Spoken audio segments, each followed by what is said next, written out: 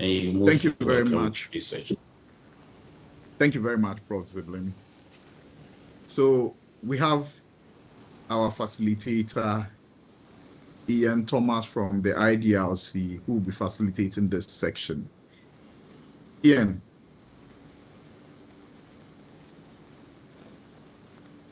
Hi, good afternoon, everyone. Nice to see you again, John Paul. Yes, as you said, my name is Ian Thompson, and I'm a Senior Program Specialist with IDRC, the International Development Research Center. We're a Crown Corporation of the Government of Canada who funds research in Africa, Latin America, Asia, and the Middle East. And we're participating together in partnership with GNRF in the current call around harnessing disruptive technologies. So today I just wanted to give a presentation about the latest stage that we've entered in this call for proposals process, which is the letter of intent stage.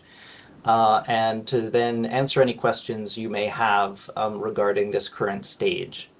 And I did want to let everybody know right off the top that actually there is a webinar that was held a number of weeks ago about this same letter of intent stage. And I wanted to share with you a link to the recording of that webinar. I'm just going to drop it in the chat here. And with this link to a YouTube page, you should be able to access the webinar that was held back in March that is a bit more detailed than the presentation I'm able to give today. So I'm going to present some of the slides and information from that webinar today. But if you do want to go in and watch the full webinar, you can access it there on YouTube. So with that, I might just share my screen and enter into the presentation because I do want to leave time for questions and make sure that that we have an interactive session today. I'll just take a moment here. Can everybody see my screen? John Paul or others, could someone indicate whether it's sharing? Yes, it's sharing. It's sharing. Wonderful. Yes.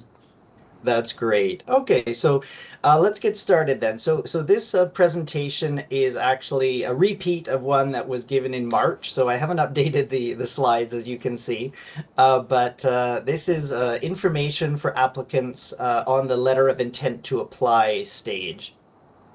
And as the acting deputy director said off the top, at this point in the call, you really need to be part of a team that submitted a notice of intent to apply in March in order to be eligible for this call. So if you are not, if you can't join now, so to speak, unless you're part of a team that has already submitted that notice of intent back in March. But the letter of intent is the next stage in the process, and so we wanted everybody to just be aware of what some of the parameters and factors are around that, and to answer any questions you may have. So you'll see the webinar back in March had 10 parts, and we won't have time to cover them all, but I invite you to view the YouTube link if you want to see some of the sections that I won't be covering today. In today's presentation, I will be talking about the timeline for the competition, an overall description of the funding opportunity, what the requirements are at the letter of intent stage, what the review process will be, including what the distributed peer review process at the letter of intent stage involves. So those are the 5 elements that I'll be covering today, and then I'll turn it over to all of you to ask any questions of clarification at that point. So the competition timeline, we're partway through this competition, as indicated already, and there are 3 stages to the competition: notice of intent to apply, the letter of intent to apply, and then the full application. So the letter of intent deadline is June 9th. So all of your required documents need to be submitted by June 9th. So you still have a few weeks to get everything finalized together with your collaborators in other countries, but that is a firm deadline. So we do need everything uploaded to the Convergence online portal by June 9th in order to move to the next stage. Following the submission on June 9th, the letter of intent submissions will be reviewed, and the results of that LOI stage will be communicated to you and other team members in August. And those teams that are invited to submit a full application will need to do so by November 3rd. And then decisions around funding will be made and announced in March of next year. So that's March 2027, at which point research projects can begin. So a quick overview of this funding opportunity. I think most of you are familiar with it, but I thought it never hurts to go over the substance of what we're talking about today. The intention of this funding opportunity is to support research around harnessing the potential of disruptive technologies to offer novel solutions to global challenges and accelerate progress towards achieving these SDGs, the Sustainable Development Goals of the United Nations. So that is really the objective, the overarching objective for why this call was organized and why it attracted so much support from a range of different funders, including GNRF and IDRC. So as most of you know, the Sustainable Development Goals have been with us for over a decade now, and they really lay out a global framework for progress around sustainability, sustainable development, human, social, economic development. But there's a general recognition that we've fallen behind on achieving the SDGs. They're not on track to be achieved by their goal date of target date of 2030. And so that's where this call is really looking for how disruptive technologies can be harnessed to accelerate achievement of the SDGs.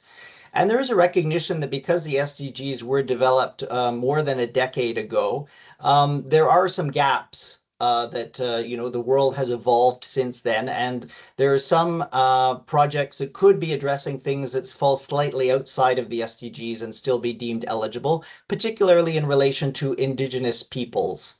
So that is one area where all of the funders said they would accept proposals that didn't adhere strictly to the SDGs if it did involve a strong Indigenous component that wasn't fully built into the SDGs back in 2015. You'll see in the call document how disruptive technology is defined, and so that's has to be at the center of the research that you would be proposing to conduct. And it is really about its transformative nature, and that something novel and cutting edge would be applied. And so just keep in mind this definition of disruptive technology, because it is an important part of the review that all of the proposals will undergo eventually. So the expectation is that funded projects would address at least one of the Sustainable Development Goals. They would either look at the development or implementation of a disruptive technology, or they could also be research on the impact of a disruptive technology on societies or economies. So it can be kind of more of an adoption implementation project, but it can also be a study of impacts. It's necessary that project teams and the research be interdisciplinary, involving at least two of the following areas: natural sciences and engineering, social sciences and humanities, and health science and life sciences. So each team and the approach within the research needs to integrate at least two of those disciplines in your approach. Obviously, we want to actually create change in the real world. So there's also an important criteria around end users and stakeholders who will be using the research and involving them directly in the process. So that's another part of the criteria. There's also the opportunity to include non-academic stakeholders as members of your team. And and that can, so there's different categories in which people can join a team. It doesn't necessarily be that that everybody is in an organization with a research mandate or that is focused on the research. It could be some of these other appropriate stakeholders and end users that are actually integrated into project teams. So this is just a quick overview of the different funding organizations that are involved. So I won't read through them all, but you'll see in the second line that IDRC has assembled a consortium of different funders that are participating in partnership with IDRC, and that includes the Ghana National Research Fund, together with 4 other research granting councils. So that's our group that is participating, and then these other participators from other countries around the world will also be supporting researchers. So it's essential that the research teams are multi-country, and that it does involve at least 3 different funders on this within this table who would be supporting any given research proposal. We did have a 6th participant in our consortium that was not able to join us in the end. That was Concitec in Peru. So I did just want to note to those of you who had begun a collaboration with a collaborator in Peru that they are no longer eligible for funding under this competition. So the funding principles underlying this are really that successful projects will be awarded grants from at least 3 funding organizations. And each of those funders will be responsible for funding research within their jurisdiction, to eligible researchers within their jurisdiction. Which means in the case of Ghana that the Ghana National Research Fund will be the grant administrator. So grants that will be issued under this competition will be issued by GNRF, and GNRF's rules, regulations, terms, and conditions will apply. Therefore, it's important if you have questions about the competition and the granting within Ghana, the GNRF should really be your first port of call, your first point of contact for information, because they will be responsible and they have set guidelines for this competition for eligible applicants in Ghana. The projects will run 3 years in length, so they must be completed within 3 years.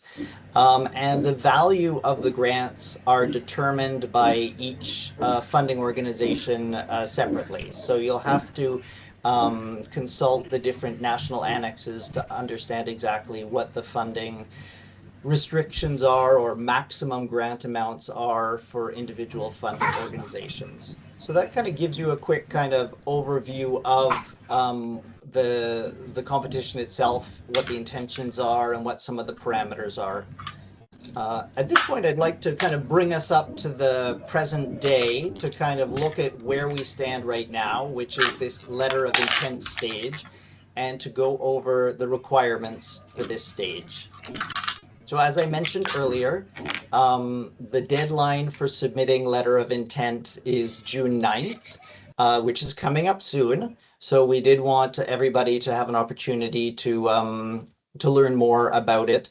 The deadline is exactly 8 o'clock Eastern time in North America, and the LOIs will be submitted by the project lead. So it will, whoever is your project lead within the Convergence online portal will be responsible for submitting the LOI on or before the deadline. But you should coordinate with your project lead to ensure that the documents that you need to provide from Ghana are included in that package so that everybody has what they need in order to move to the next stage. This was just about the fact that there's some collection of personal information as part of the application process, but there's an acknowledgement that People can say prefer not to answer for any question if you prefer, and there's more information about the data collection and privacy provisions available from NFRF. If you're interested in learning more, please feel free to do so.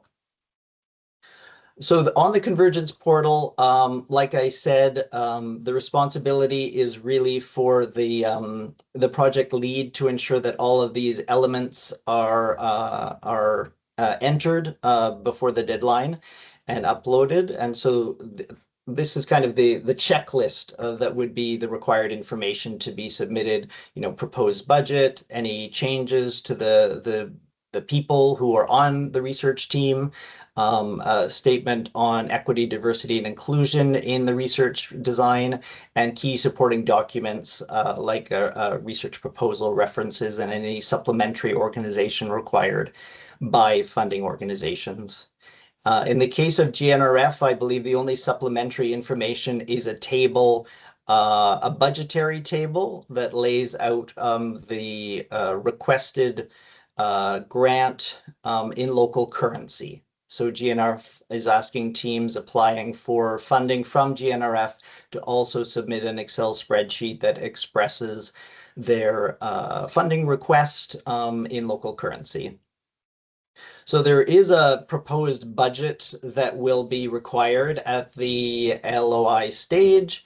It's a very broad budget envelopes for each year that your team would be requesting from each of the organizations that you are asking for funding from.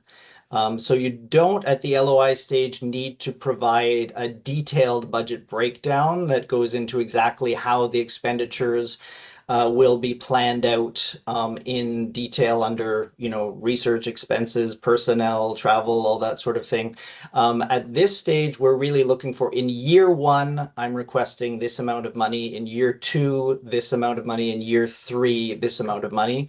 And that is really the extent of budgeting, but you'd need to do it for each of the funding bodies that you were requesting it from.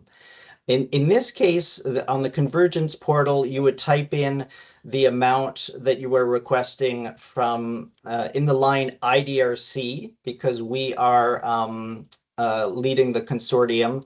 And then the GNRF would ask that you fill out the spreadsheet that was circulated to all project teams and enter the amount of budget that you're requesting in local currency.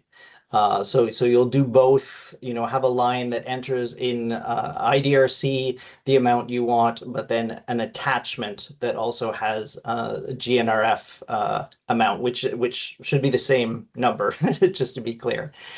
So that's how the proposed budget works. Again, it's just broad budget envelopes at this stage, and if your team is invited to the full proposal stage, you'll be asked to develop a much more detailed budget.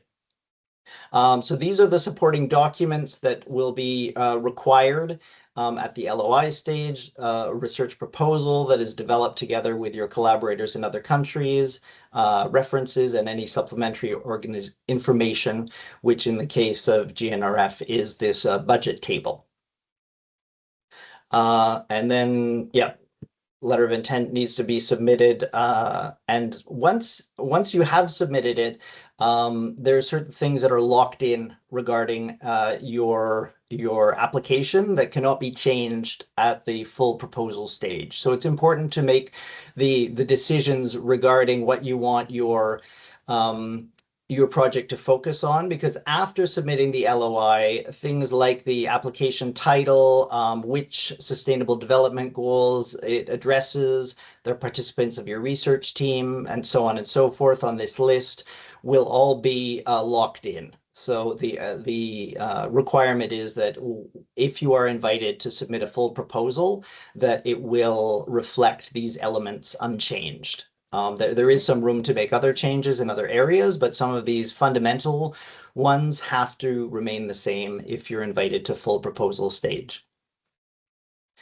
So I think we're just going to talk a bit about the review process, and then I will pause and turn it over to you, but there's two elements to the review process. There's a distributed peer review that is going to happen immediately following the LOI deadline on June 9th. And then there's a review that happens of the full proposals later on at the end of the year. But I wanted to walk you through both just so that you get a good understanding of how the proposals are going to be assessed and what your role is as an applicant under this competition.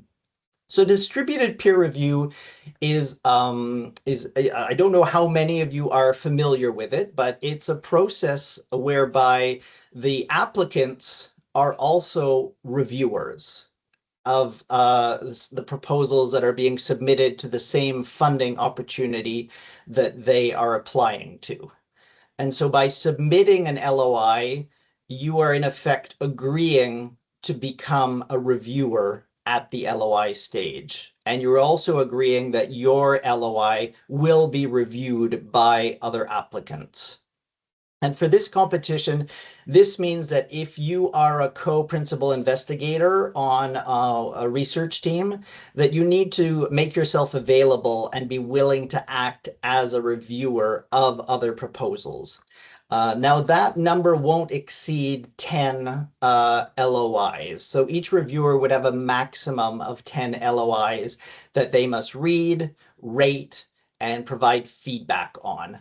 And it's crucial that the reviews are conducted on time and that they be done in a complete way, not adhering to the review deadlines or providing substandard reviews as part of the distributed peer review process could make the proposal, your proposal that you're submitting, deemed ineligible to proceed to the full application stage. So this is really an important part, and I did want to emphasize it just because it is a commitment of your time and effort that needs to be made within a fixed time frame following the June 9th deadline for the LOIs to be submitted. So our hope in conducting distributed peer review is really that it allows the review to be conducted in a more timely fashion. It reduces the time frame because we have an immediate pool of qualified reviewers with relevant expertise that are familiar with the call, familiar of what the intention is and all of the definitions and the evaluation matrices, and that it actually increases the number of people who will be reviewing each proposal than you might in a more standard merit review process. So those are some of the incentives for adopting distributed peer review.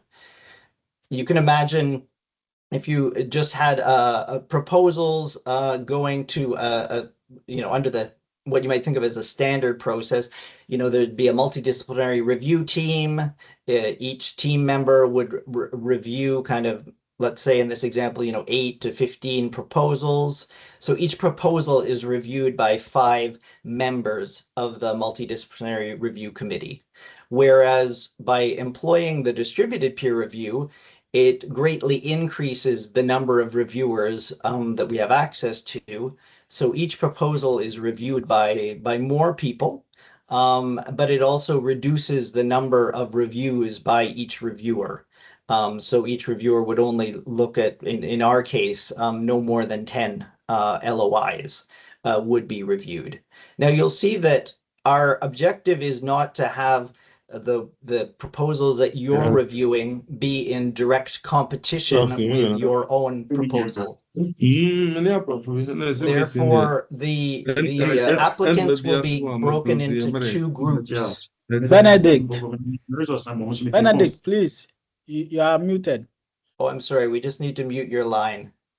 The applicants will be broken into 2 groups, which means that you will be reviewing up to 10 LOIs, but yours will not be evaluated against the ones that you're reviewing. So in a sense, the proposals that you review are going to be one batch, and there's a second batch in which your proposal would be reviewed by others. By splitting the applicants into two groups and ensuring that the proposals are going to one group that doesn't involve their own proposal is a way of avoiding people feeling like scoring another proposal more harshly or giving it a lower score would somehow give them a benefit or some advantage in the competition process. So your proposal is not being evaluated alongside the ones that you're reviewing.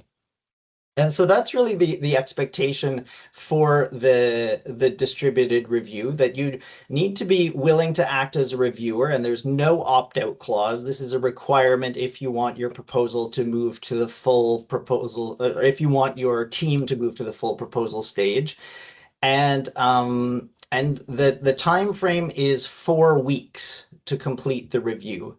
So shortly after the LOI deadline, shortly after June 9th, the proposals will be assigned to different applicants for review, and that's when the clock starts on the 4 weeks by which you would be required to conduct your review. So I just wanted to let you know that so that you can kind of build that into your calendar and into your schedule to know that allowing time to do this review of up to 10 LOIs would need to happen in the 4 weeks after you receive them.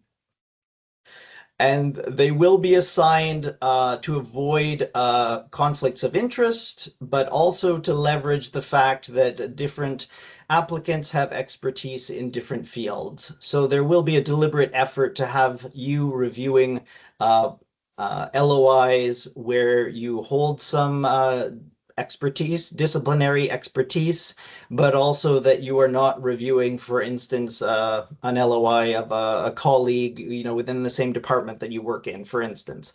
So looking out for some of those conflicts of interest based on institution, whereas really trying to lean into the fact that we have so much expertise from the pool of applicants that we're going to take advantage of and make sure that the assignments are done in a logical, sensible way where we're taking advantage of that expertise. And once the reviews are completed, all of the submissions will be analyzed. There will be a review done to make sure that they are all consistent and that that there's no funny business that might affect how different proposals are being reviewed. And so that evaluation monitoring stage will happen, and then the results will look at how did you score your LOI overall. This is the scoring criteria for the distributed peer review. Obviously, you'll get much more detailed information at the time when the LOIs are sent to you. But just to give you a broad sense, you're looking at these criteria as being the key criteria to review. So we've got the four ratings around the strength of the consortium. Is it high risk, high reward? What is the feasibility? And then the question on whether it is a good fit to the program and whether it achieves the requirement around interdisciplinarity. That's really more of a pass-fail. Like, as long as you're showing that it does address disruptive technologies to tackle one of the sustainable development goals, one or more, and as long as you can demonstrate that it's an interdisciplinary approach, you don't have to score that. You just really have to say whether it does or doesn't. And so that is that's really how it's going to work as far as what you're evaluating. And then the proposals that are going to be invited to the full application stage will be based on those scores, so that the team will receive the overall score and a recommendation on whether to submit a full application or not. And that would happen in August after all of the distributed peer review has been complete and the results are shared with each team. So that is a critical stage in the review process, but I did just want to zoom out a little and take a look at the review process overall. So as I said, we're in a 3-stage competition. We've already completed the first one, the NOI, or Notice of Intent to Apply stage. And that was set up primarily to assess the eligibility of teams to apply for funding from the selected funding organizations. So each of you have had your NOI reviewed by GNRF, and GNRF has kind of deemed whether or not the co-principal investigators, co-applicants are eligible to receive grant funding from GNRF, and whether you meet some of the other requirements they've set out for this competition. So that NOI stage was conducted in March, April.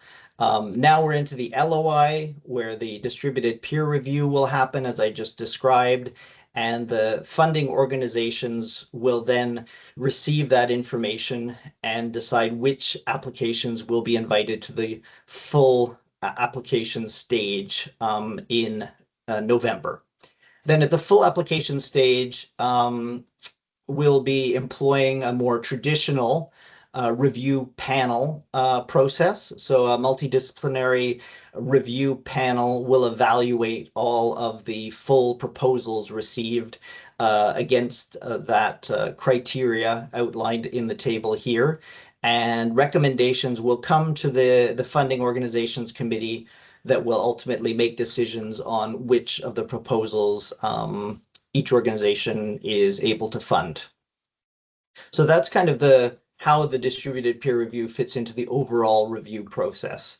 So you can see that, as I mentioned on the earlier slide, this is sort of the criteria used at the distributed peer review in the LOI stage. Those 4 scores on the left, and then a pass-fail on whether there's a good fit to the program and whether it's interdisciplinary. And then your teams will receive a recommendation on whether to move to a full application or not.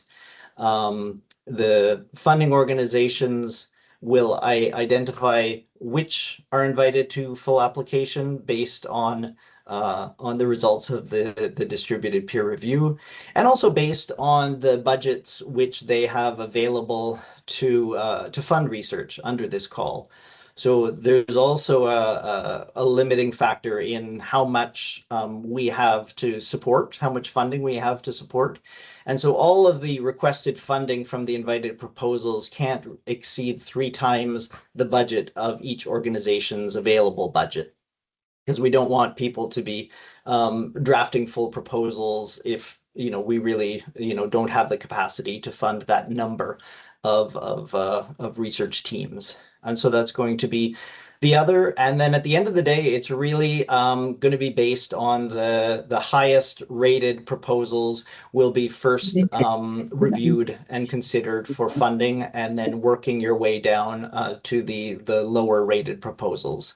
And so that is kind of the order in which proposals will be invited to move forward. And then there's about a 2-week window between when if you've received the results and justification of whether you'll move on to the proposal stage to make your case on if you believe you should be invited to move to a full application stage, even if you haven't received that invitation from the funding organizations. So there is a brief window after you've received the results to approach NFRF if you feel strongly that you should be allowed to move ahead. So that's really the overview that I wanted to provide for you today. Thank you again for your attention, and I do invite you to look at the full recording if you'd like to have more information on the sections that I wasn't able to cover today. But I did try to cover the most essential and the most timely information from that webinar. But again, I do encourage you all to take a look at the recording if you have any questions, or if I went buy anything too quickly and you wouldn't mind reviewing it and seeing the webinar from March. So I'll leave it there. I'll turn it back to you, John Paul, to moderate this next section. Thank you. Thank you very much, Ian, for that presentation. So in terms of the questions, I think there are some hands already up, so I'll give it to Nash to moderate that section. So Nashiru.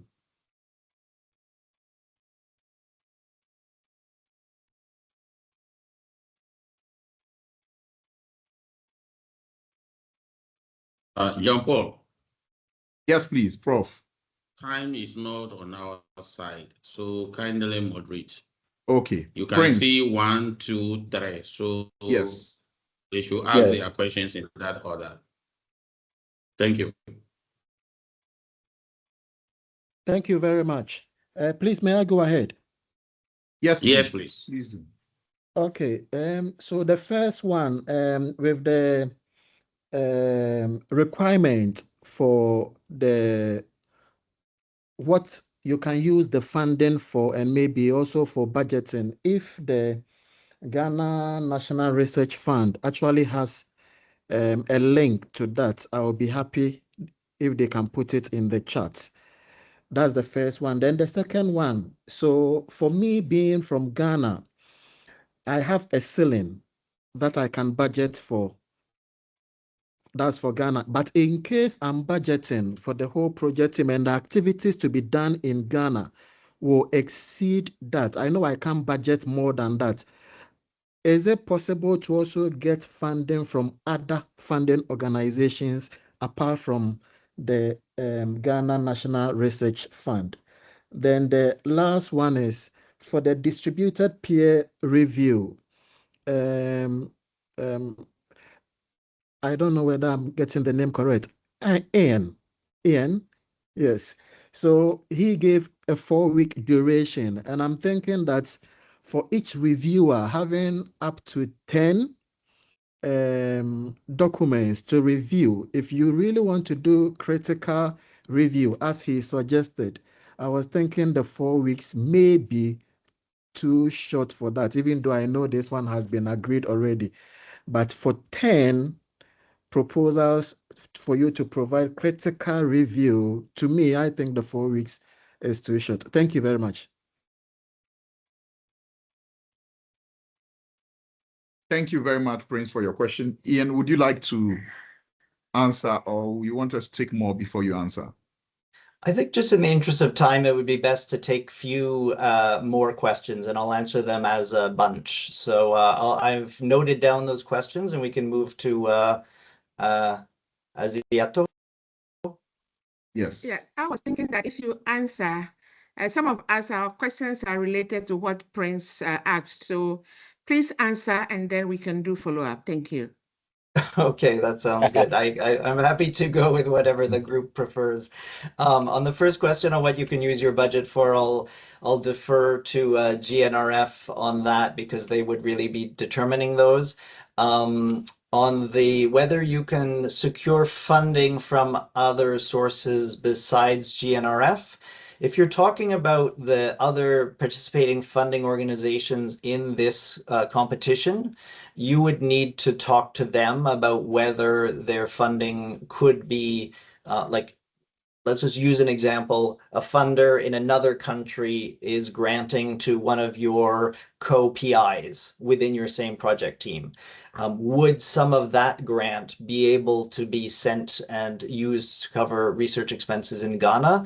You'd have to ask that funding organization whether they would be open to funding going to fund research activities outside of their country and to go to fund research expenses in Ghana. So it would really depend on a case-by-case basis what they would say. In general, I would say most of the funding organizations expect their funding to be spent within the country that they are based. So I would say in general, it's not the case that they are open to that, but some are. So you should definitely talk to them.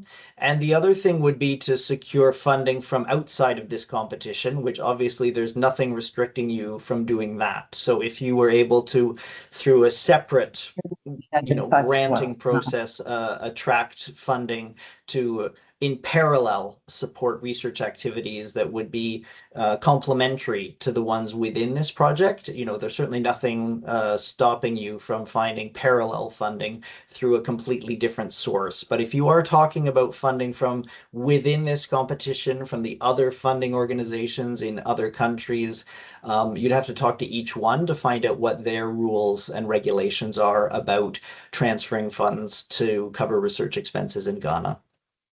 And I take your point on the time frame for the review. We are trying to balance allowing enough time for a fulsome review with the need to provide feedback to the project teams in a timely way so that they can move on to the next stage and begin the full proposal development. So 4 weeks was the agreed upon time frame. So yes, we do have to live within those time frames now, but I hear what you're saying. There's work to be done in that 4-week window, but we do think it is achievable, and we do think that high quality review can be conducted in that time. Thank you. Thank you very much, Ian. So in relation to the budget for GNRF, what you can use the funds for, we would send an email with that details to everybody who has applied. So we'll send an email and everyone will get it. We don't have a link currently for that. So we'll send an email to include that. Thank you. So my question is on anonymity of the package that we are going to peer review. Plans for training for us, because this is a very unique process that I have not been engaged in for a grant that I have applied for, that I'm a peer reviewer for another contestant. So plans for training. And then I just want to find out how many projects are we targeting to fund in this call. Thank you. Thank you. Kofi, if you can also ask your question. Okay, thank you so much for the opportunity. And thanks to Ian too for the insightful exposition. My question has to do with the transparency related to the distributed peer review system. Are we in a position to ensure that, though I've seen that we are going to be put into 2 groups and there's going to be like a swap, but how does the system in place ensure that someone reviewing not necessarily same but similar thematic based proposal is avoided from getting into his or her hand or any member of their team because of the potential of conflict of interest in that regard? My second question has to do with, have we gone past the stage of the NOI per the entire system of this particular funding call? And my last question has to do with, what is the ceiling for under the GNRF for each project? Thank you.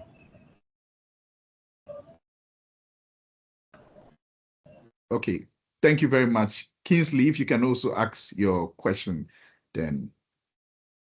Okay, thank you very much. So I saw one of the ratings is high risk, 25%. Are you awarding high risk if the project is high risk? Does it attract 25% max? Is it a negative or positive? Thank you.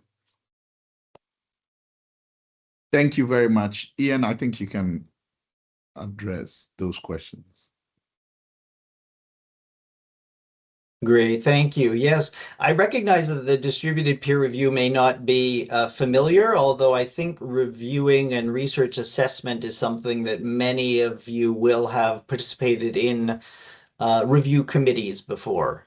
So I mean, at the essentially, it is a review like you would conduct if you were part of a multidisciplinary review panel. And so there will be specific instructions provided following the LOI on what the steps are and how to apply the evaluation criteria.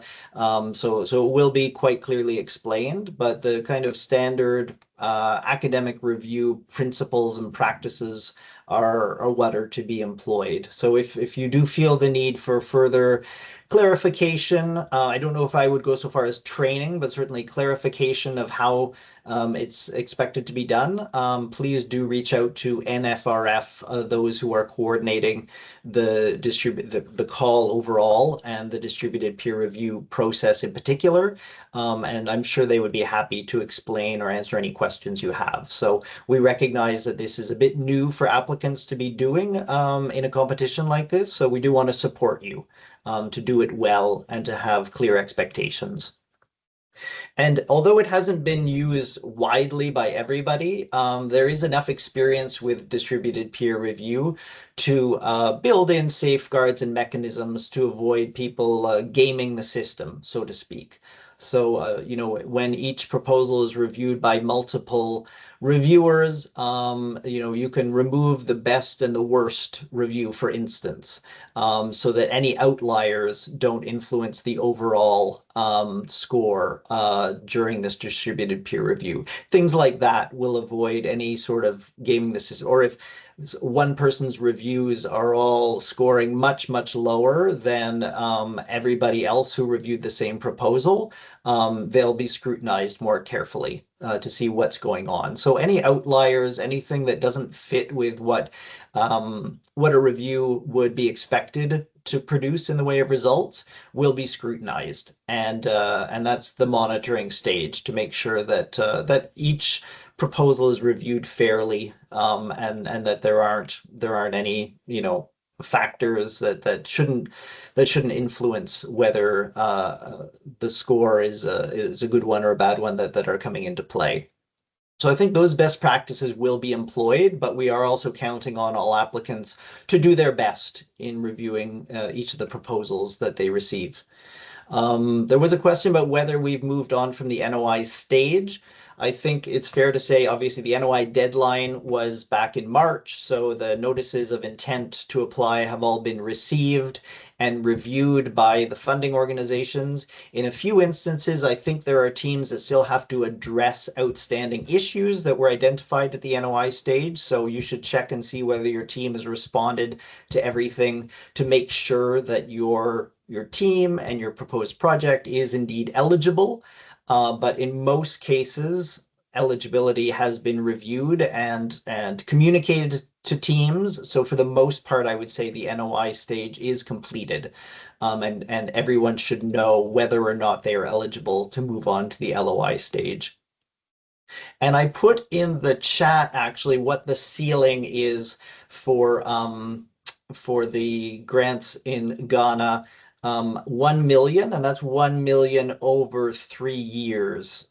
So that's in Ghanaian cedi. So that would be the maximum grant, and then at the LOI stage, you would need to break down how much you will be requesting in year 1, year 2, and year 3. But the 3 years, when added together, can't exceed that maximum grant amount that was set by GNRF. I think those were the questions we've received so far. Maybe we can take a few more before we have to close at the top of the hour. Thank you very much, Ian. So, Mensa. Yeah, so my question I typed in the chat was about the ceiling. And Ian mentioned that you have to integrate your budget within the global team's budget. So I just want a bit of clarification on any other condition that might be tied to that, because in the overall budget, we have, in my team, we are Canada, Ghana, and the UK.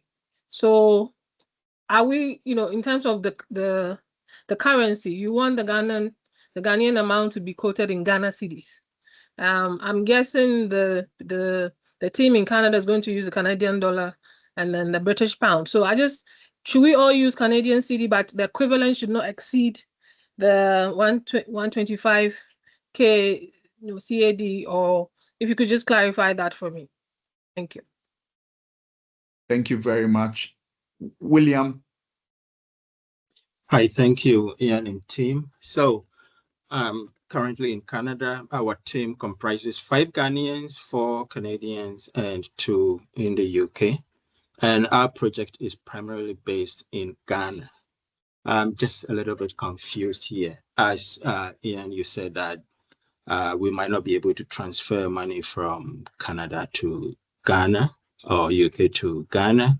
If you can clarify that, because that for us, because we have made our budget input already. You know, we've put something for the IDRC. We've also inputted for the NFRF, and then we've done the UKRI as well. So just a bit of clarification would do. I'm just confused. Thank you. Thank you, William. Benjamin.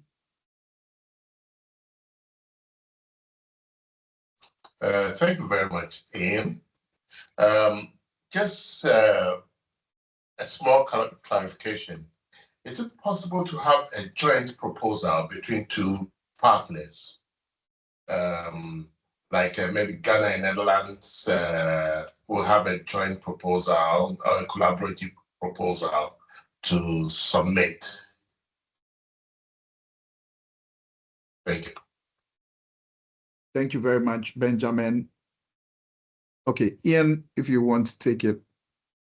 Great. Yes, I'll do my best. And Benjamin, I just wanted to ask if you could repeat your question, because I didn't quite understand what you meant by a joint proposal. Okay, so the two countries have the same proposal that will be implemented in Netherlands and in Ghana, where we can actually use the funding from the 2 countries effectively.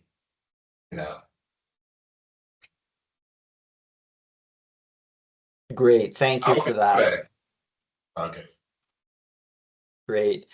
Yes. So at this stage, one of the important pieces of information that each of your teams will need to submit are these year-by-year budget envelopes. And so the maximum grant amount is 1 million cedi for GNRF. Within the portal, IDRC, our consortium, includes 5 different funders who are all using different currencies. So when you actually arrive at the portal, we just came to an agreement that we would use Canadian dollars because IDRC is sort of the chapeau of our consortium.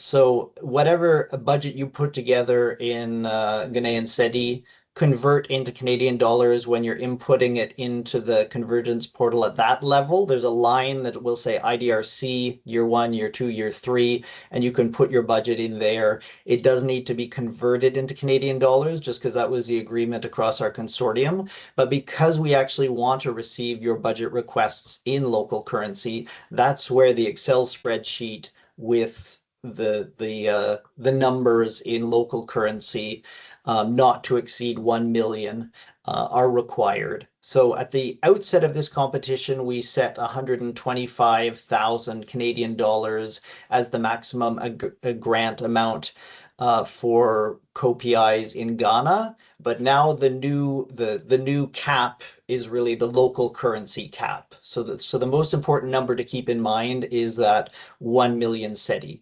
So please do prepare budgets that do not exceed that amount.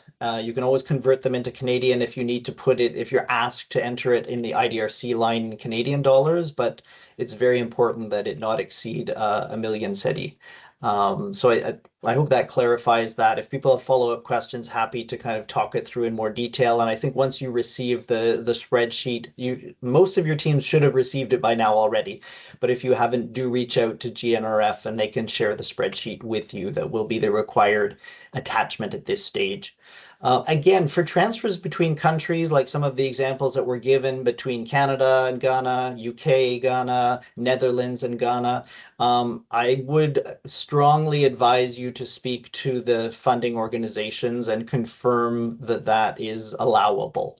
That a grant that it is issued to a COPI in the Netherlands, for instance, that COPI is able to cover research expenses in Ghana. You know, some do and some don't, so I can't speak for other funding organizations, but I know in our case, we're managing it by really empowering the local research funding body to be administering the grant. So instead of IDRC issuing grants, it's really GNRF that is going to be funding research in Ghana directly in the case of our consortium.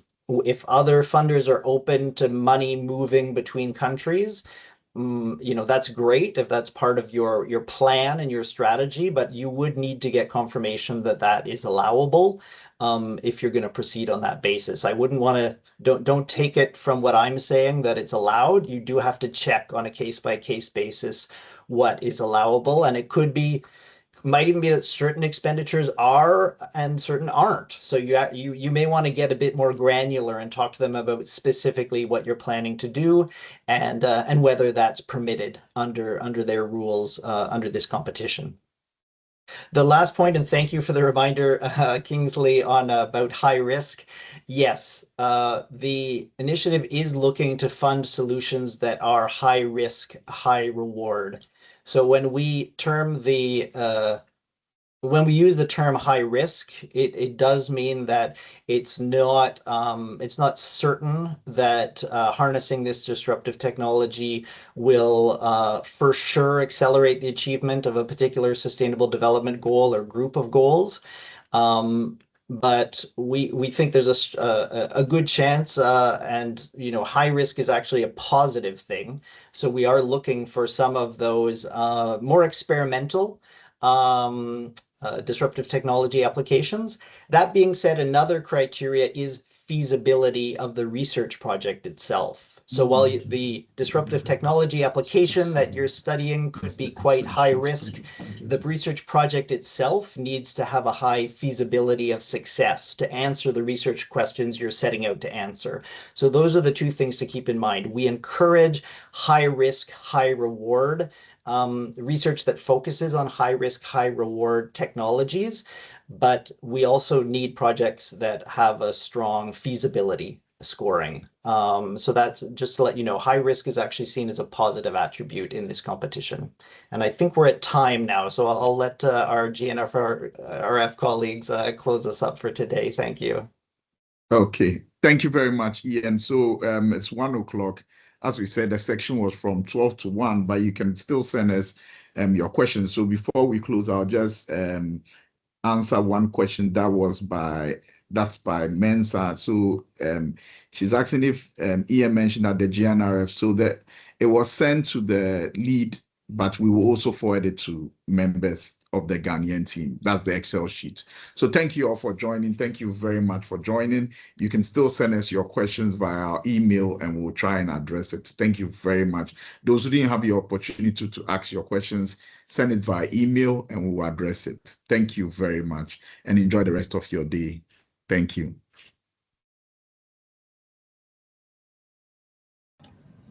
Thank you. Thank you for the opportunity. Bye-bye.